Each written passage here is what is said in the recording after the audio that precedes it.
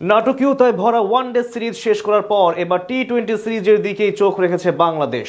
Format change, তাতে change হয়েছে স্কোয়াডে। ইনজুরি কাটিয়ে দলে ফিরেছেন লিটন কুমার দাস, তাতে বৃদ্ধি পেয়েছে দলের শক্তি। একাদশে কি ফিরবেন জাকের, নাকি সোহানের উপর ভরসা রাখবেন ক্যাপ্টেন? ছন্দে থাকা টি-20 ফরম্যাটে ওয়েস্ট ইন্ডিজের বিপক্ষে সিরিজের প্রথম ম্যাচে কেমন একাদশ নিয়ে মাঠে নামবে বাংলাদেশ, তাই জানবো রিপোর্টে। ওয়ানডে ফরম্যাটে দারুণ এক সিরিজ জয় করেছে বাংলাদেশ। এবার চোখ টি-20 সিরিজের দিকে। এই ফরম্যাটে বরাবরই ফেভারিট ক্যারিবিয়ানরা। তবে বাংলাদেশ কাউকে ছেড়ে কথা বলে না, অন্তত 2025 সালে যে লিটনের নেতৃত্বে দারুণ সময় কাটাচ্ছে দল, তাতে এবার টি-20 ট্রফিটা ঘরে রেখে দিতে চাইবে টাইগাররা। আগামী সোমবার শুরু হচ্ছে 3 ম্যাচ সিরিজের প্রথম ম্যাচ। বীরশ্রেষ্ঠ শহীদ flight lieutenant Motiur Rahman cricket স্টেডিয়ামে অনুষ্ঠিত হবে 3 ম্যাচ সিরিজ। সবগুলো ম্যাচ অনুষ্ঠিত হবে একই মাঠে।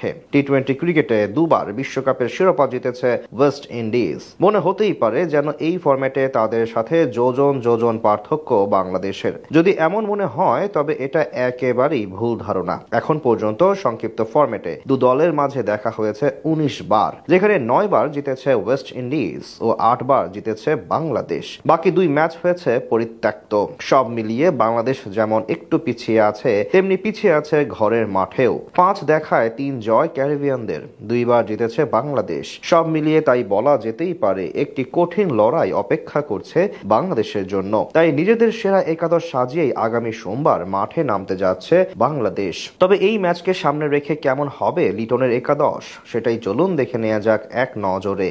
ওপেনার হিসেবে এখন সাইফ হাসানের দলে জায়গা পুরোপুরি পাকা। শেষ ম্যাচে দারুণ পারফরমেন্স দেখিয়ে তিনি বুঝিয়ে দিয়েছেন শুধু মাঝে 2টি ম্যাচ বাজে কেটেছে তার। তবে আবারও প্রস্তুত হচ্ছেন তিনি নিজের দায়িত্ব পালনে। প্রশ্ন হচ্ছে কে হবে তার ওপেনিং সঙ্গী। ডানহাতি বাহাতি যদি বিবেচনা করা হয়, সেক্ষেত্রে পারভেজ হোসেন ইমনের সুযোগ পাওয়ার সম্ভাবনাই সবচেয়ে বেশি। এছাড়াও 2-2 4 মেলাতে গেলে সাম্প্রতিক ব্যর্থতায় তামিমের বাদ পড়ার সম্ভাবনাও বেশি। 3 নম্বরে ব্যাট করবেন দলের অধিনায়ক লিটন কুমার দাস। এখানেই সম্প্রতি সাফল্য পেয়েছেন।